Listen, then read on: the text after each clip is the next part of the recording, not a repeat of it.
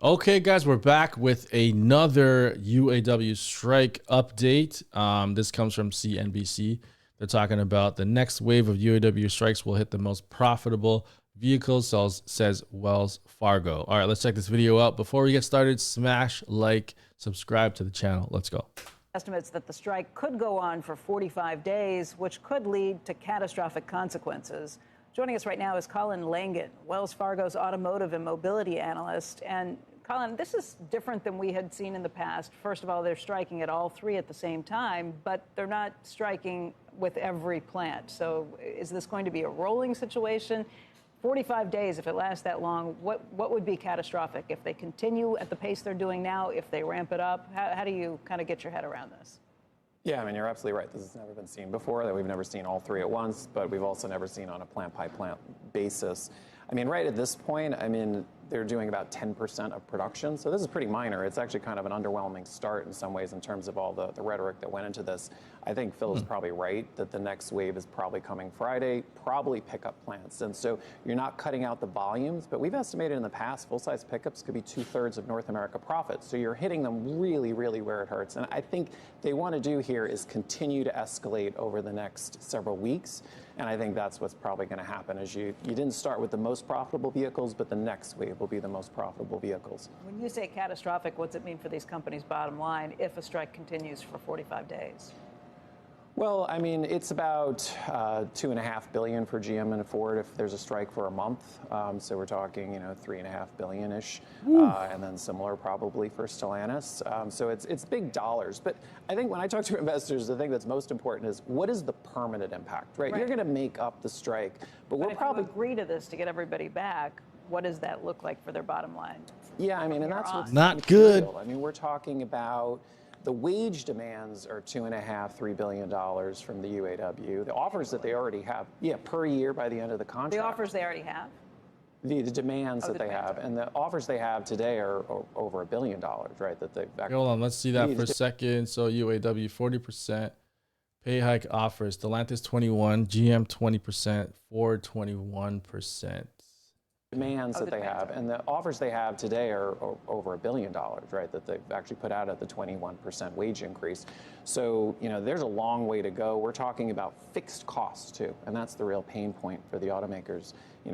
Ford's guidance is, 10 to 11 billion, right? So $2 billion potentially on an annual rate by the end of the contract. This is material numbers for these companies, which is why they're fighting so hard. Even though they say it's only 7 or 8%. And are you taking into account 32 hours or any of the other things that are? No. You're not taking those into account? No, it would be about 6 to 8 billion if you put in all of the massive lists of demands. So, but you hear Sean Fain. Oh, I like that. They put in Teslas per hour. So UAW worker labor costs, Stellantis 43 to 47 per hour. Foreign automakers 55 to 60. Tesla 45 an hour. Tesla, you get stock options though. They didn't say that though. You get stock options. A lot of them are millionaires now because of the stock options that you get. The stock will, in my opinion, continue to go up in the next 5 to 10 years, and this will be way higher than any of these hourly wages. But this is interesting. Say it's a small amount. It's only 6 or 7% of costs. So that's just, what is that? What is that called? Actually, dissembling or duplicitousness or just using the right numbers and saying what you want to make your case? It's just framing to make his case, right? So at the end of the day, margins in the industry are pretty thin, right? Globally, it's around 7% margins. So a percent here or there is very material. 7%. So if you're going from 6% to 8%, you've just cut out a ton of margin. So you just also made a point that, so they complain, they say, well, the CEOs are making $20 million. So you're talking $6 billion to the company in expenses if they got everything. They're talking about just make the CEO make less money. You could do that for $15 million, right? It'd give him 5 or so, him or her 5, right? Instead of, wouldn't that be better than trying to get 6? That if they gave the money back, he said, forget it. How about this? That's not what this is about. How about this, Colin? So in the journal today, subsidies for unions will drive labor costs up, making the U.S. uncompetitive. Some of these are subsidies. And if I were an auto worker, turns out in the Inflation Reduction Act, to get the money, the tax credits, you need to pay prevailing wages. And then that means there are wage controls involved in you being able to take the money for the IRA. across the board, whether it's green energy or any of these things that we're trying to stimulate production of.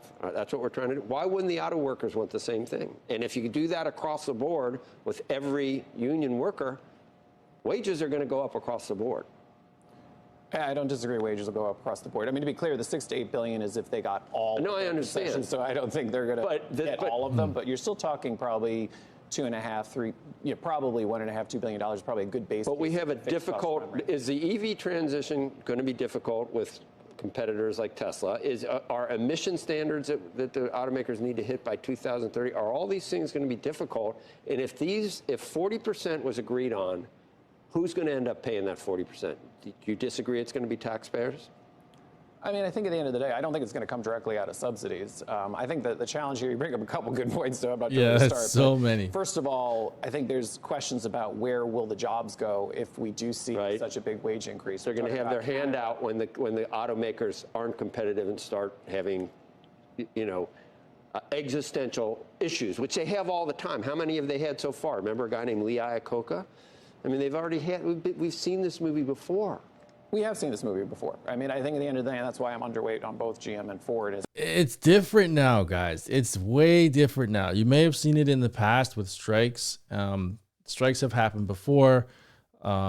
Similar discussions has happened before. But the big difference is the EV transition. That's the big difference now. Nothing like this has happened before, where there is a private company named Tesla, and they're selling the #1 selling vehicle in the world 3 quarters in a row right now. So this hasn't happened before. And the cars are getting cheaper. The cars are getting better. They're becoming more affordable. A lot more people are aware of Teslas now and how there's no maintenance and how the 0 to 60 and the full self-driving and the safest. You look up the 2 safest cars in the world, you'll see Tesla Model Y and Model 3. This is very different. Tesla's making huge profits on their sales of these EVs, and when they're pretty much price parity right now to gas cars, and it's pretty difficult to justify getting a gas car now that electric cars are price parity. So as the prices continue to drop, as the new Model 2 comes out, this is very different than before. And they're going to have a lot of issues. It's not, the fact is this is not just labor costs, right? I think, unfortunately, they're negotiating at probably peak profitability. We have pricing that's probably going to come down. That's a multi-billion-dollar headwind over the next few years. And then you bring out EVs. EVs are very unprofitable. We did a teardown of 6 different EVs. The economics are very challenging. And so as they ramp these vehicles, it's going to dilute their margins. Plus, they're investing so much into this business. We're funding the EVs with SUVs and F-150s and gas guzzlers. Yeah, we're funding their own demise, the the profit center. Oh my God, he sees it. To make the transition, they're not going to be around anymore, are they? Well, I think you're right. I mean, that's huge. He knows, he gets it, but it's hard for him to. I guess he doesn't fully get it, but right there, he got that point.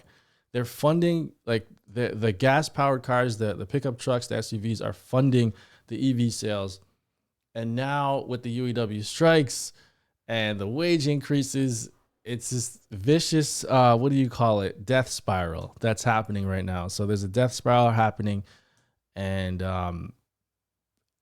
that's refreshing to see him say that. So yeah, let's keep started going. the industry almost 18 years ago.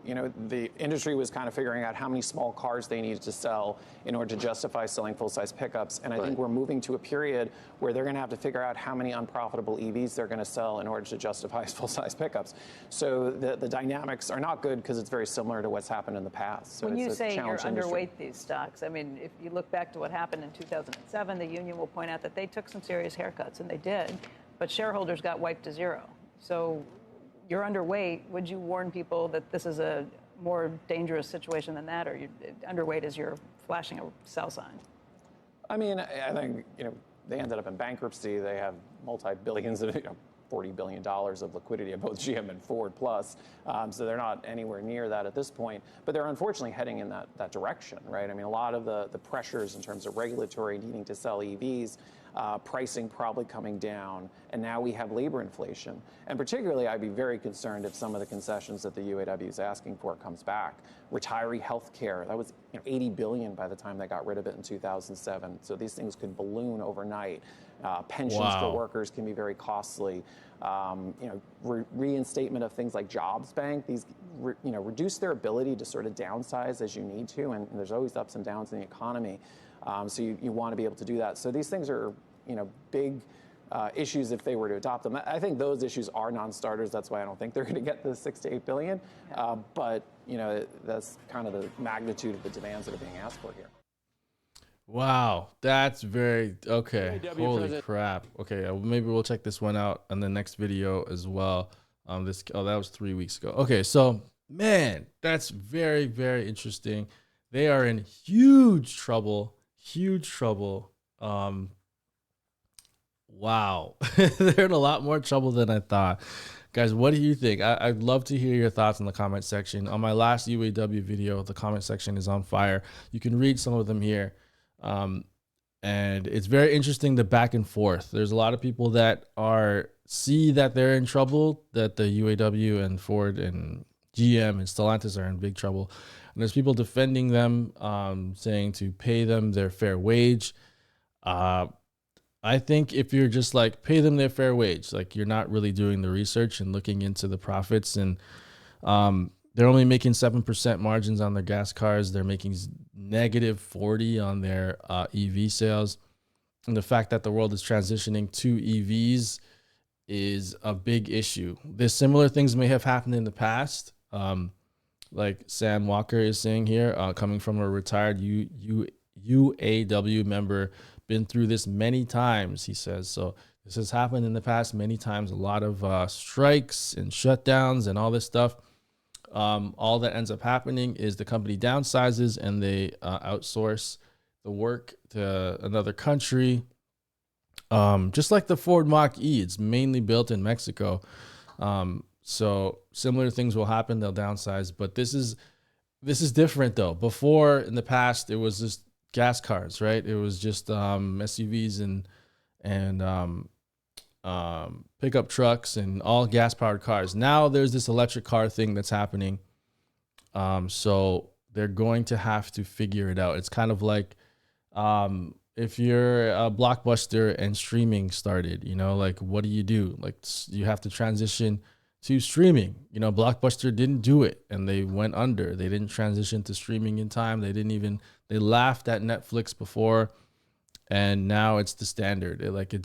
It's not as cost effective to go to a video store and rent a movie and have to bring it back, and you get late fees. It was just easier to stream it and watch it and pay a monthly fee.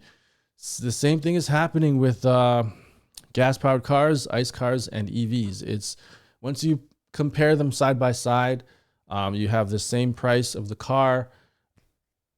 The EV is a better product. So I'm going to say it again here because a lot of you guys like CS1375 says just a better product. Haha. I'm going to do the analogy I did last time. You have two cars. They're both gas cars. Okay, let's do this together. They're both gas cars, right? They cost the same price. One car goes 0 to 60 in 4 seconds. Is the safest car in the world. You could fill it up with gas at home. You never have to get an oil change. You never have to replace the brakes. It has over-the-air updates. The car can drive itself. You can watch Netflix, YouTube, and Disney Plus in the car on the giant screen. A whole bunch of other things as well. And this car doesn't have it. But they're the same price. Which car would you pick? You're going to pick this car. So this car is the electric car.